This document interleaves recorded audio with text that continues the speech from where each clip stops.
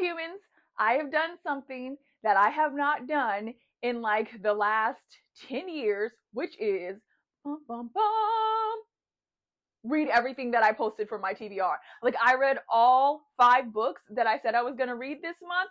So I'm so excited and I just can't hide it. Yeah, that was a little impromptu singing for you because I know you wanted it. My name is Asha. Welcome to Butterfly Claps.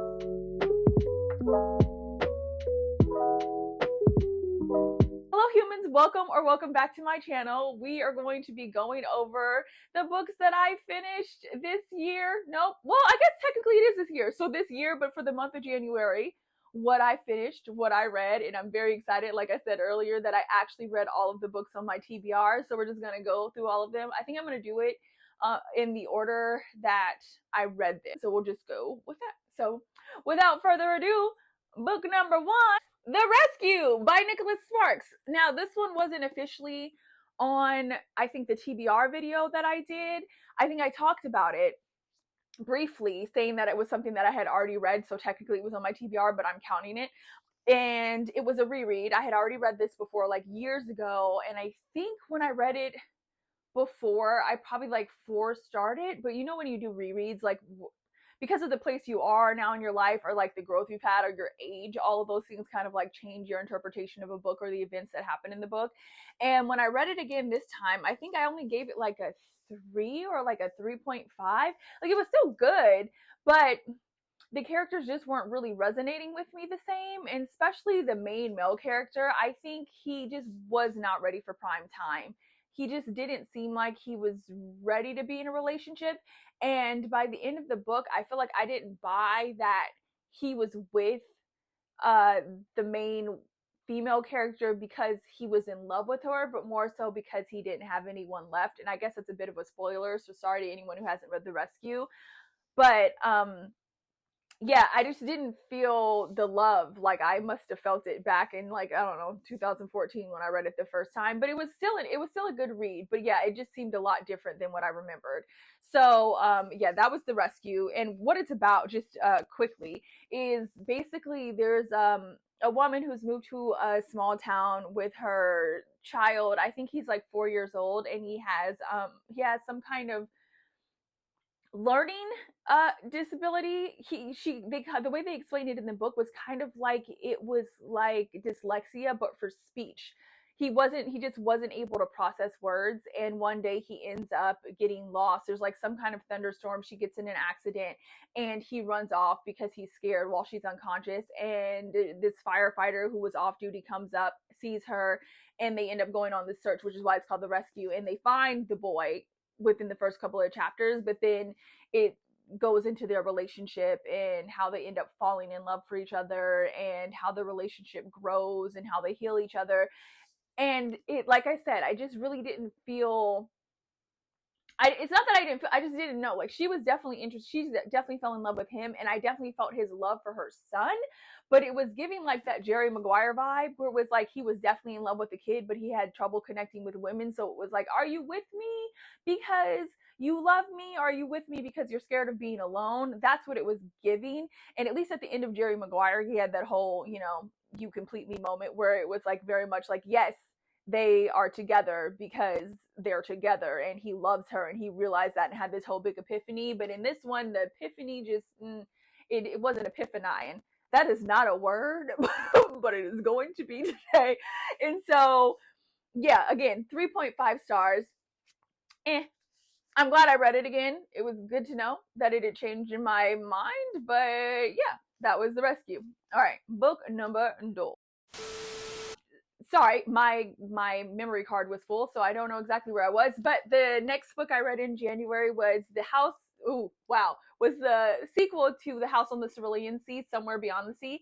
Oh, I know what I was talking about. I was talking about the fact that I think I just like automatically gave this 5 stars, and I think it's still 5 stars, but I don't know if it was like an impulse rating, because I think the characters are so freaking fantastic in this book that I think it kind of just overwhelms. But when I look back, there was probably some things that I wanted to see done in the story that weren't done. Some more expansion on, especially the Oh my gosh, what are they called? I don't want to. It sounds juvenile to call them the bad guy. But what do we call them? We call them the hair. There's the heroine. There's the heroine, the hero, the oh my gosh, my brain is blanking out on what you call like antagonist. Jeez Louise. Okay, so the antagonist, because they set up a really great antagonist. It was like, um, the antagonist in this book was why am I forgetting the character's name in Harry Potter? That was the absolute worst. You guys all know who I'm talking about. I think it was like book 4 or 5. No, it was like book 5 or 6. Was that Order of the Phoenix? What is her name? Why am I blanking out on all things? Oh my god, she was the worst. She was the one who made Harry carve into his arm. And my brain is like, like I will not tell lies. What was her name? Oh my god, I'm gonna have to look it up. Hold on. Okay, you guys, my brain is completely blanking out on her name, but she was that level. Okay, so the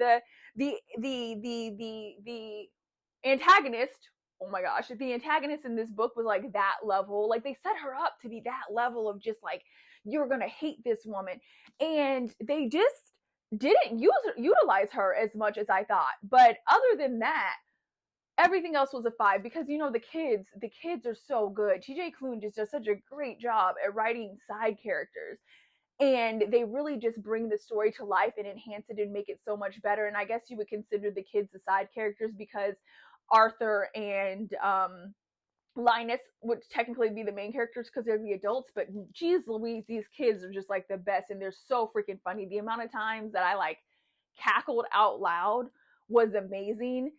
So yes, and I think I already went over it, but for those of you who don't know, Somewhere Beyond the Sea is the sequel to House on the Cerulean Sea, and basically what's happening is they had Arthur come to speak to Congress. I forget what it's called in the book, but it's basically Congress, and um, he was supposed to be coming there to advocate for like magical youth and magical adults, but it actually was kind of a witch hunt, and this evil woman who is now the new interim head of the magical youth and magical adults basically wants to get rid of them, and she's trying to use Arthur to do it. Like she's using Arthur and his kids as an example as to why magical youth and magical adults are dangerous, and she's trying to catch them up, and she sends another like social worker to go investigate them and spend time with them, and you're watching that whole process because her whole goal is to shut them down because she wants to get rid of them. And obviously this is like an analogy for discrimination against LGBTQ, but also you can put discrimination against race, all of those things, any kind of discrimination against any uh minority of any sort, I guess you would say, is being represented by this book, and it was really really really good.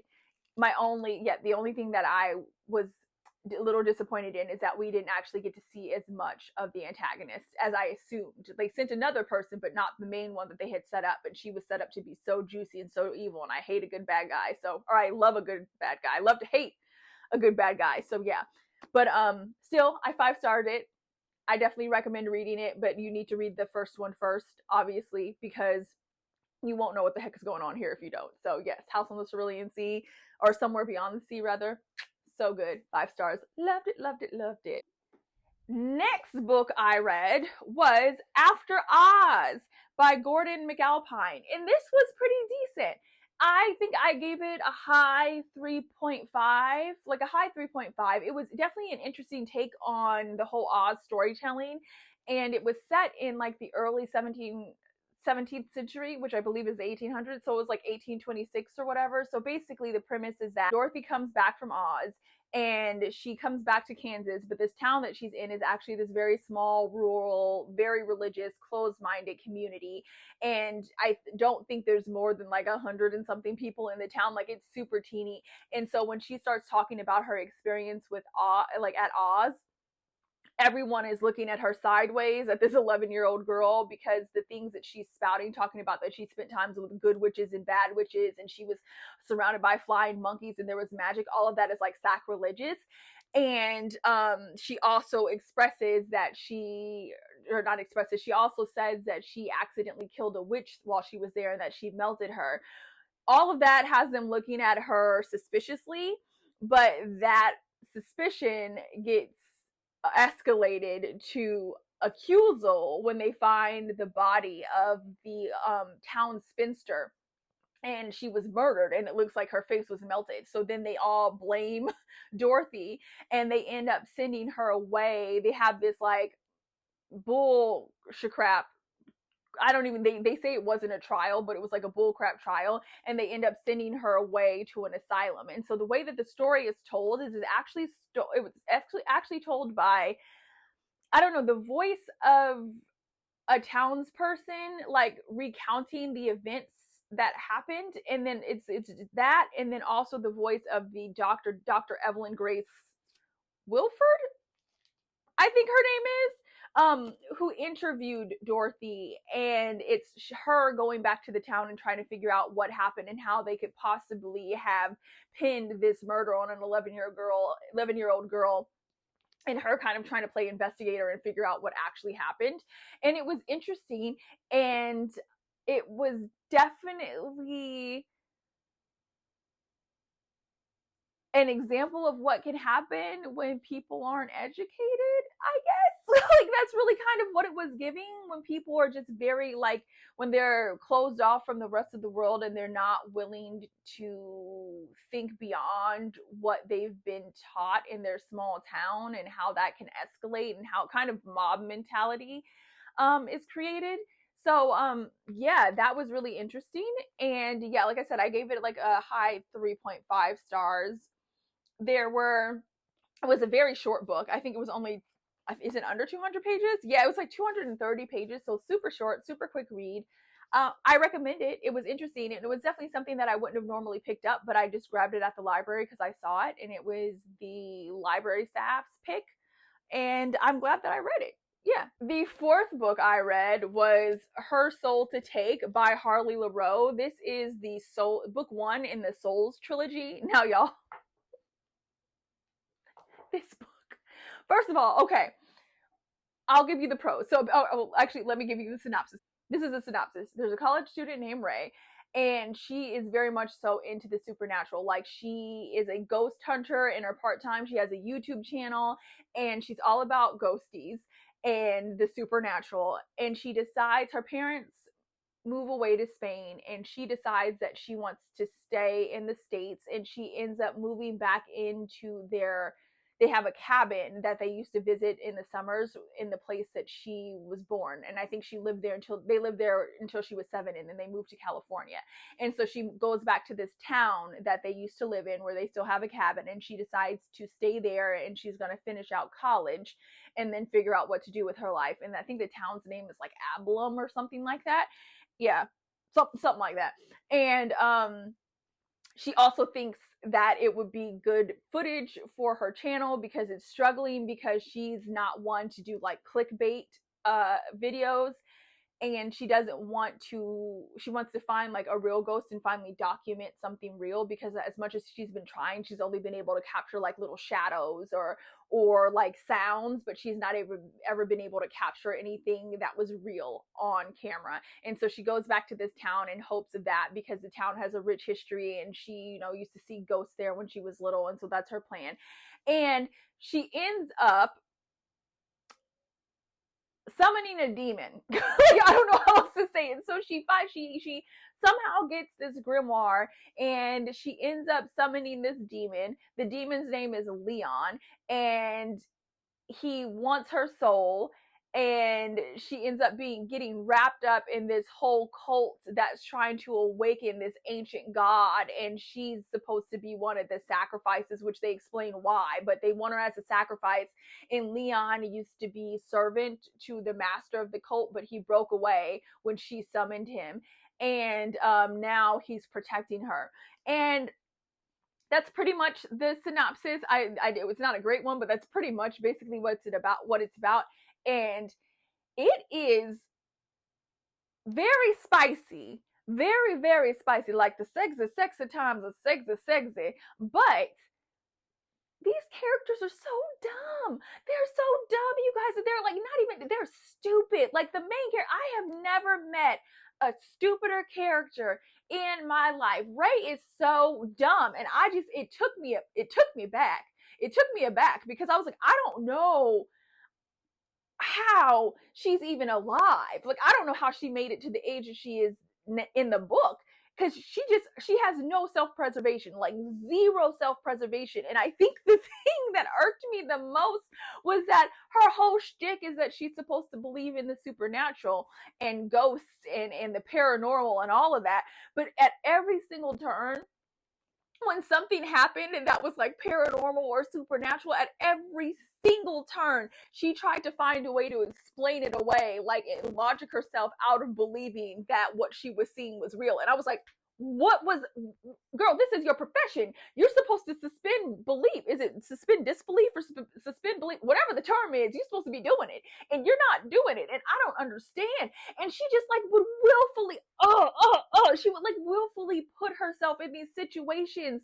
Like, okay, for instance, I'm gonna give y'all some spoilers because this is just ridiculous. For instance, okay, one time she like literally, so Leon the demon is like, hey, stay away from this family. Those kids that you met, they're not your friends. They're only befriending you because they want to sacrifice you. Don't go around them. And she's like, he's a demon. He's lying. He just wants to have my soul, and he's trying to trick me. So the only way that I can do it, like the only way that I can resist him, is to try and figure out how to save myself on my own. Mind you, she has already gotten real icky, sketchy feelings from these two students. And she decides, and then once she finds out that he's right, she still decides to go to their house for a Halloween party. And not only that, because that would be worse, because she goes with her friend, but they get separated. That would be bad all on its own, right? That's already like a high level of stupidity. Not only that, but then she proceeds to take an alcoholic beverage that she did not pour herself, that she did not watch being made, from one of the main bad guys, from one of the kids that he was warning her about, that said he's trying to kill you, he's trying to take you for the cold. She took a drink from him when she's already had like 3 experiences with him that sketched her out. She took a drink from him and downed it at his house at a party, and then was like, didn't even think that maybe it could be drugged. It would, spoiler alert, it was drugged. It was drugged, and someone had to make her throw up. And even then, she was like, why are you making me throw it up? It tastes good. And the girl was like, you're dumb. You shouldn't drink things that this guy gives you because they are poison, and he's trying to get, like, that is the level of stupidity. Or he'd be like, stay inside because these little demon monsters are coming for you. And what does she do? She goes outside with a baseball bat thinking that she can help. Like, I just like, I'm all over the place, but the level of stupidity of this girl. And then Leon the demon, he was I don't want to call him stupid, but what I will say is that he was a baby demon thinking that he was a big boy demon. Like, that's what I'll say, because everybody else, all the other baddies or demons that were introduced, could definitely kick his butt, and he was like, I'll protect you, Ray. And it was like, but you really can't protect her. And also, you are just letting her do dumb shit crap, and I don't understand it. And also, I don't understand why you would fall for a girl that's dumb. Now, all that being said,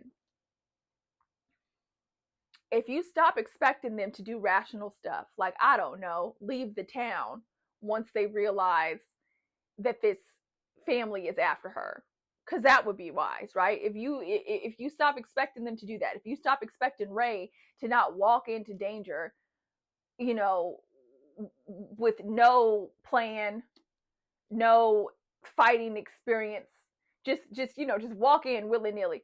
If you stop expecting her to have any sense, and you stop expecting him to have any sense, this is a good book. Basically, you just accept them as this really dumb couple. Like, they're dumb, but they're endearing because they're so in love with each other. And you just hope that they make it out like that. I mean, that's really like, if you do that, then you'll enjoy the book. Also, like I said, the sexy times were, whew, they were spicy, so that was good. But also, I think I just didn't buy, like, so I'm trying to whatever the term is, belief suspend disbelief that they were in love. But when you read the book, I think they maybe had one, maybe two at the most, like, actual conversations that weren't just like getting it on. Like, they only had two of those conversations. So how they fell in love in that time, I don't know. And again, why would he like someone so dumb? I don't like, he's like a thousands of year old vampire, I said vampire, demon person. And I just found a note that I put, because this is a library book, so I put a post-it in it. I'm gonna leave this for the next person. I said, this book is flustering me. It's wait, hold on, maybe I shouldn't read this out loud. But anyway, yes, I think I gave this book a three. A three because the sexy times make it worth the read. And they're not horrible. Like, I don't hate her, she's just stupid, if that makes sense. I do not hate her, she's just stupid. I don't hate Leon, he's just not as badass as he thought he was. But I really do want to read the second and third book, because we kind of got introduced to the leads for those books, and both of those couples, A, seem stronger, and B, seem like they have sense. So if you're going to combine strength and sense with the sexy times in this book, now that's going to be a good read. It'll be a good 4.5 stars, 4.5 stars. So I definitely want to read the sequels. But this first book, these two my special summer children, they were dumb as rocks, but it was entertaining. I think that's the way that I could say that. Main characters, dumb as rocks. Plot, book, entertaining. So take that as you will. Yeah. Okay, the last book that I read, and I'm going to try and hurry this up because I think my battery is going. The last book that I read was Delicate Escape by Catherine Cowles. And I didn't realize I had read a different series that she did. I didn't realize this was the same author. And this book was sweet. So basically, there are trigger warnings in this. Girl, there's probably trigger warnings in My Soul to Take, just from stupidity and also really raunchy, sexy scenes. But so besides that, so yes. But in this one, sorry, back to Delicate Escape. Delicate Escape, there's I'm gonna say trigger warnings because there's abuse, like mental and physical abuse that's talked about in the past, and it's kind of the scars from the mental abuse are still in the present. But basically, it's about this woman. She was dating this really big movie star, and he was abusive mentally to her, and she escapes from him and moves to this small town, and she's basically hiding from him because he has a lot of power. And it's a love story. Like, she's hiding from him, she moves to this small town, she had been there for 2 years, she had been really closed off, and then she ends up falling in love with this guy, and you just watch them fall in love. And it's giving like Nora Roberts, which we know that I love. It's giving like Nora Roberts, like, suspense romance. And so some things start happening that make her think that her ex has found her, and so she's being protected by this big hunky man, and it's their romance story. And it was good, but it was good. It was basic-ish. Basically, it was like, woman who was kind of defenseless and broken, and this man comes in and swoops in and helps build her back up and saves her. And it was a good read. It was quick. I think I read it in a day or a day and a half. It was sweet. It was cute. I don't really have much else to say about it, but it's like a nice beach read if you would like to read it. I enjoyed it. I think I gave it 3.5 or 4 stars, I guess. Like, I mean, there's nothing wrong with it. Writing wise, it was good. The main characters were good. The side characters were sweet. It was just and she fought through it. She fought through her PTSD and her anxiety, and also helped helped the main male character fight through the issues that he was having. I want to read the first book because this is the second book in the series. Delicate Escape is the second book in the series. I do not remember the name of the first book, but I want to read the first book because I think kind of needed, like they're all standalones, but there's a lot of characters being thrown at you that were, I'm assuming, introduced in the first book, and you kind of have to like sift your way through it to kind of figure out everybody's relationship and who they are, and you can figure it out fairly quickly. But I think that threw me back for a second. But the first book sounds really good. The first book is about the main male character's sister. So I think the book follows all of the siblings in this family. And so they were a family that was brought together. They're foster children. They were all adopted at different ages, but it's kind of giving found family, but they were family nonetheless. And I think it follows all of the siblings. And the first book followed the main character in this book's it follows Shepard's sister and his best friend Anson. That it was his sister and his best friend's book, and that sounds really good. That one is like a serial killer. Like his best friend Anson is an ex FBI profiler, and I think something happened with his sister's family, her biological family, like they might have been killed or something like that, and she might have been the only one to escape. That's the vibes that I was getting. And it's about their story and how they come together and fall in love. And so I was like, oh, that sounds interesting. But this one was good. Shepard was very sweet and very understanding. I think maybe he was too sweet and too understanding, and that sounds really bad, because I'm not trying to say that men in real life can't be sweet and understanding, but sometimes you can tell in every book that you read, when a man is written by a woman, they're always better than real life. I mean, let's be frank. They're always better than in real life, but like there's some times where it's like, oh, this was really written by a woman. Like a man, I'm not sure that a man would really be this open and this understanding, but maybe that's just showing I'm jaded.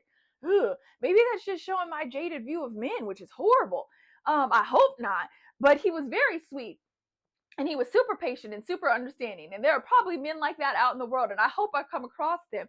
And she was sweet. And she liked, she was, just a sweet girl who had been taken advantage of. And she had to work through her demons. And it was great. And they were a cute couple. And yeah, like I said, I enjoyed it. It's a good, quick beach read. It was sweet. I think either 3.5 or 4'd it.